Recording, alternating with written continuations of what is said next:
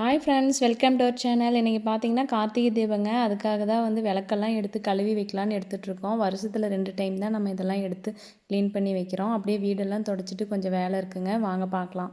எல்லாருக்கும் கார்த்திகை தீபம் வாழ்த்துக்கள் ஃப்ரெண்ட்ஸ். அப்படியே ஹவுஸ் க்ளீனிங் ஒர்க்கெல்லாம் முடிச்சுட்டு அப்படியே செடிக்கெல்லாம் கொஞ்சம் தண்ணி ஊற்ற வேண்டிய வேலை இருந்ததுங்க. ஏன்னா மழை காலங்கிறனால நான் அதிகமாக தண்ணி ஊற்றாமல் விட்டுட்டேன். இன்றைக்கி தான் கொஞ்சம் தண்ணி ஊற்றிட்டுருக்கேன். நாங்கள் வந்து இன்றைக்கி தான் தீபம் போடுறோங்க ஃப்ரெண்ட்ஸ். 3 நாள் நாங்கள் போடலை, இன்றைக்கி மட்டும்தான் போடுறோம்.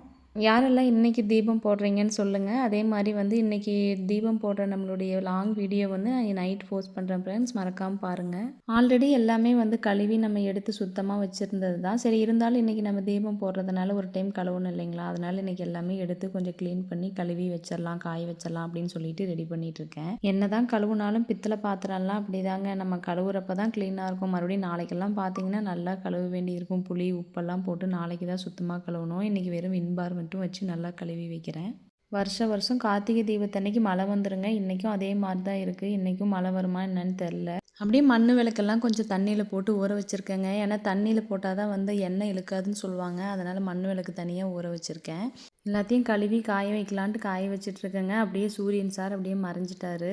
நம்மன்னு கழுவி காய போடுற அன்றைக்கி தான் இந்த மாதிரிலாம் நடக்கும், வெயில் வராது. அப்படி இந்த மாதமே பார்த்திங்கன்னா வந்து வெயிலே சரியாக வரல. ஒரு நாளைக்கு வருது, ஒரு நாளைக்கு வரதில்லை. அதுவும் ஆஃப் டே இருக்கும், ஆஃப் டே இருக்காது. இப்படி தான் போயிட்டுருக்கு. கிளைமேட் ஃபுல்லாக சேஞ்ச் ஆகிடுச்சு பாருங்கள்.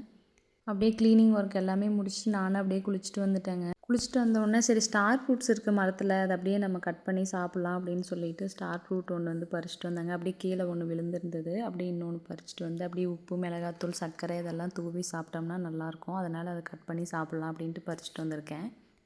புளிப்பாக இருக்குங்கிறதுனால நான் ஒன்று தாங்க கட் பண்ணுறேன். அப்படியே எனக்கு இன்றைக்கி ஆஃப் டே ஒர்க்கு பார்த்தீங்கன்னா இப்படியே இந்த க்ளீனிங் ஒர்க்கு இந்த மாதிரியே போயிடுச்சு. நீங்கள் எப்படியெல்லாம் வந்து கார்த்திகை தீபம் கொண்டாடுறீங்கன்னு சொல்லுங்கள். அப்படியே மறக்காமல் இந்த வீடியோ பிடிச்சிருந்தா லைக் பண்ணுங்கள், சப்ஸ்கிரைப் பண்ணுங்கள் ஃப்ரெண்ட்ஸ். பாய்.